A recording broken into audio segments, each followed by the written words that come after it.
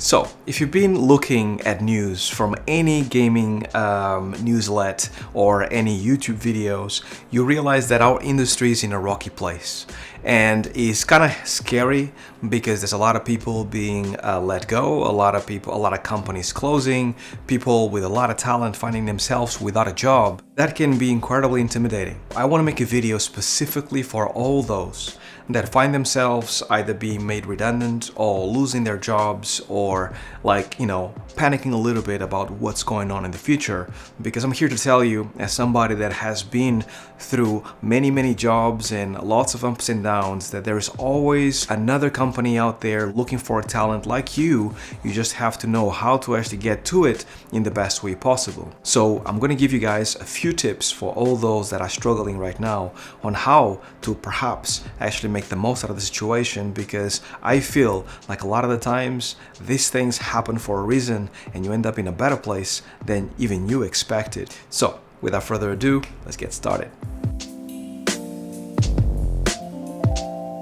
Welcome to another video, and the reason why I'm making this video is because I've been talking with a lot of friends and a lot of people in the industry that I consider that are incredibly talented, and they find themselves without a job. When this is coupled with sometimes companies closing, companies that have been around for a long time, it feels very much like the industry is dying or something is incredibly wrong and like the industry is going to disappear, and what's going to happen to me and my career, and I had this long career, and where am I going to go now, and my hand is being forced into making this decision that I didn't want to make. And all of these things can become overwhelming, especially when you have a family, when you have a mortgage, when you have responsibilities, real life responsibilities that basically put you in a place that you need to take a decision quickly. Now, I want to take a moment because I do think that all these people that are actually finding themselves without a job or in a tough situation at this point in time, like, my heart, my feelings are with you 100%, because I've been there and there's nothing worse. It feels like everything that you worked so far, everything that you've done, all the work that you've done has been for nothing. And this feeling can be a sinking feeling that can actually make you or break you. And it's hard. It's incredibly hard. There's a few things that I've learned through my years that have helped me to navigate these tough waters that sometimes you find yourself in. My first experience of actually going through something like this was actually on my first job in a company called Eurocom that now is it went bankrupt and then closed doors, and I left before that started, but you could see the beginnings of it. And then after that, Crytek, which is still around, a German company, it was very successful, but then it slowly started breaking down, and you could see that things were breaking down, and it was horrible. And then the last one that I've been in that was actually really heartbreaking was Lionhead, and they published this game called Fable that it was incredibly successful. Everybody that actually knows games knows Fable, but they closed not only the project that we're working on, which was called Fable Heroes, but also the whole studio. And the studio had a pedigree of years and years and years of game making, and it was heartbreaking because everybody that I was working with was incredibly friendly, very professional, very talented.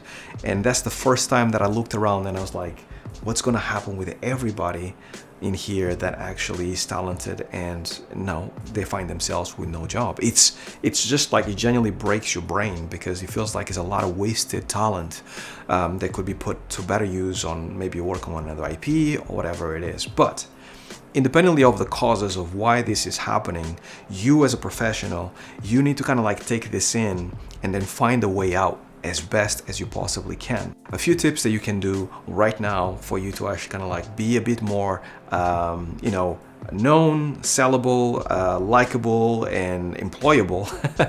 It's a very first one is, if you're not on social media, or if you're just dabbling in social media, then try and actually expose not only your work but also your personality in social media as much as possible. This is something that I've seen myself. I've started this YouTube channel, and I've seen how people start to view you as a professional in a completely different light. As soon as you start putting some work out there, you start seeing some things that make sense in people's heads, and then you start to become very employable, right? And then instead of actually you having to look for the jobs, then the jobs come to you. And this is a very incredible place to be. I'm considering myself incredibly humbled and lucky lucky to be here, but you also can do this. And it feels very much, it might feel, if you haven't started yet, like it's going to be a long way for you to get there. But believe it or not, as long as you have an Instagram account, a Twitter account, or Facebook for that, like, or YouTube maybe, you sharing the knowledge, you kind of like putting yourself out there a little bit more, it goes a long way for people to see what you are about. When they Google your name or they click on a link, knowing that you actually are there, kind of like spreading the good gospel about what you do as an artist, what you do as a professional of the industry, and people are actually tuning into you, all of a sudden it becomes very impressive to a future employee, because they actually go, this is the guy that has said this thing that actually makes sense. So if it makes sense for everybody else, it might make sense for our team as well. And we want some of that magic in, right? And that helps you a ton. Now, the second tip that I would like to actually give for all those that want to go the route of social media, or perhaps you want to go the route of social media and do this as well, is utilizing your network.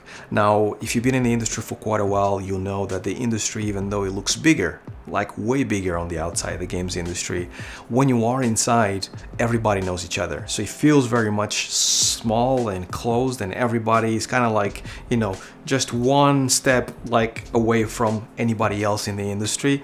And after many years, you start realizing that everybody has worked with everybody else. So if you utilize your network in the way of like, I need a job in a certain company, or maybe I have a dream to work on a specific company or in a specific project, so you most likely will have either somebody that works there, or somebody that knows that somebody that works there, right? So it's going to be very easy for you to kind of like put your work in front of their eyes. And we all feel very deeply when people lose their jobs and it was not their fault. So I do think that you actually sending your work and you saying, I used to work on Studio X and I was let go for these reasons and now I'm looking for a new job, normally you go to the top of the queue.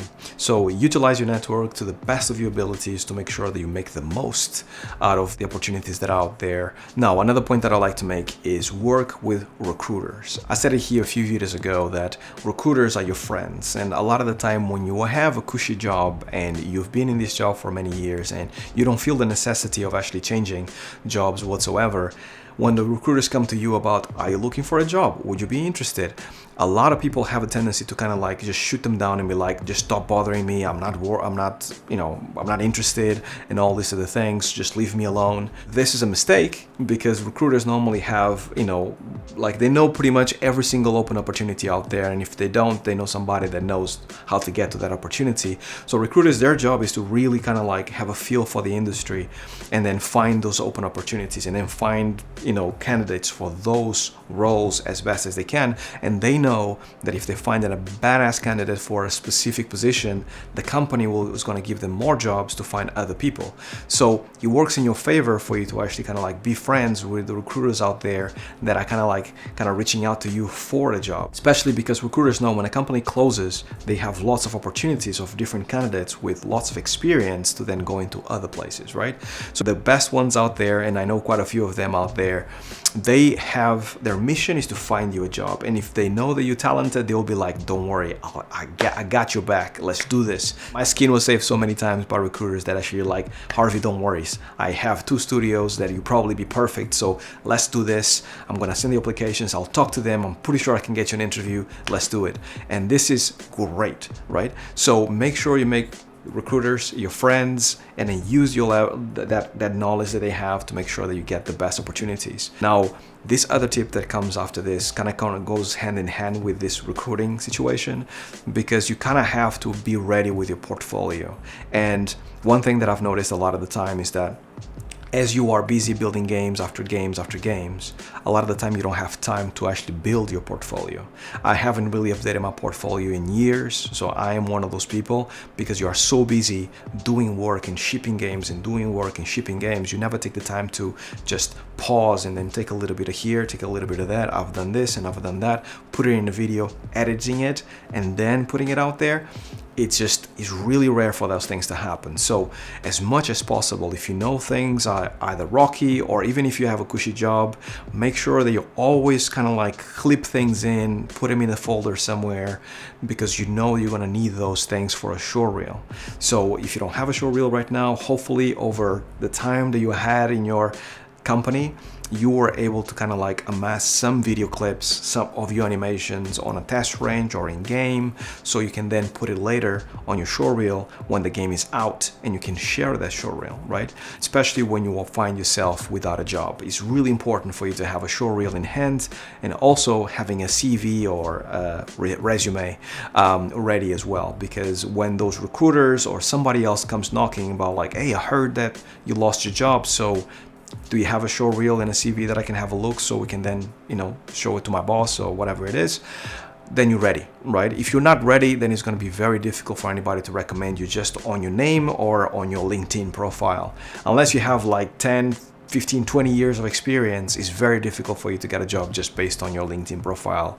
You need to basically showcase what you can do for the company so they can see how you fit within the company, right? The last piece of advice that I can give you here is arguably the most important one, which is staying positive. In these dark times that you are actually going through maybe the hardest period of your career, where you think or you thought that you're probably going to stay in this company for however many years, and then you find yourself without a job, it comes as a surprise, and sometimes your mindset can be in an incredibly negative space. It has happened to me many times.